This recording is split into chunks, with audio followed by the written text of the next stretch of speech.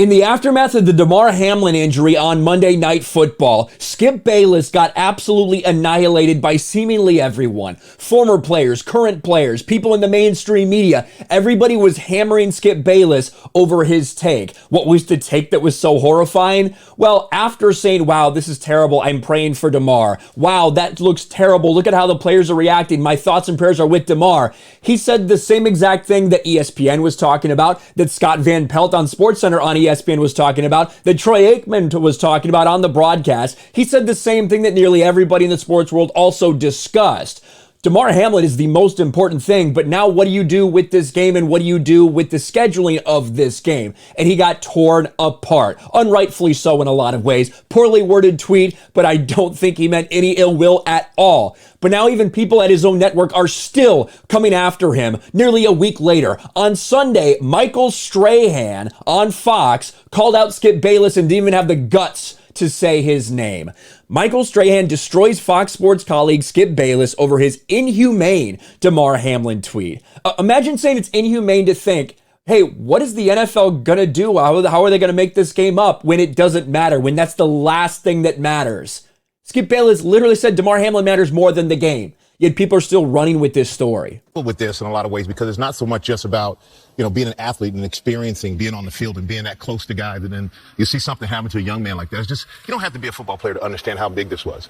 And you spoke about humanity. And I think, but there were things done here by someone here at this network that were inhumane. And we sit here and we talk. Inhumane. That's what he said about the Skip Bayless tweet. I'm going to read it back to you word for word in a little bit. And you tell me if you think that's inhumane. Absolutely ridiculous. About how good, and I'm sorry to take it this way, but this route, but I just felt like sensible people and sensible human beings have a heart. And they understand that your words and what you say really have an impact, not only on that young man's family. And so all the attention should be on this young man, his recovery. For some sensible people like us here to say that it didn't affect anybody at this network, nobody at this network minded, that's a lie. Obviously didn't talk to us. Because it matters to us, and it matters to any sensible human being that this young man's life was bigger than any football game. This young man will hopefully be back and forget about football, but just have a life. And his family has him. That's the most important thing. And I think that was kind of lost a little bit. It's such pathetic virtue signaling, to be honest, to intentionally take the tweet out of context like that. Let's hear the entire tweet.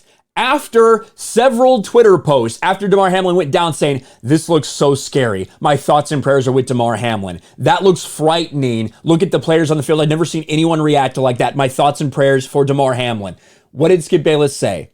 No doubt the NFL is considering postponing this game, but how? This late in the season, a game of this magnitude is crucial to the regular season outcome, which suddenly seems so irrelevant.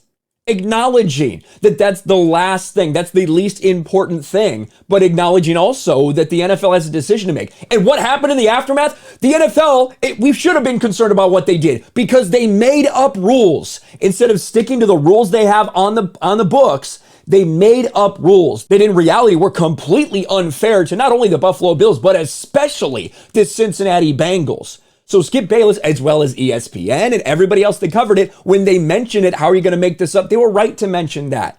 It's not inhumane to also mention that there's other priorities, even though Damar's the top one. The NFL is going to have to deal with how do we figure this out? And Michael Strahan, again, taking shots at Skip Bayless without saying his name.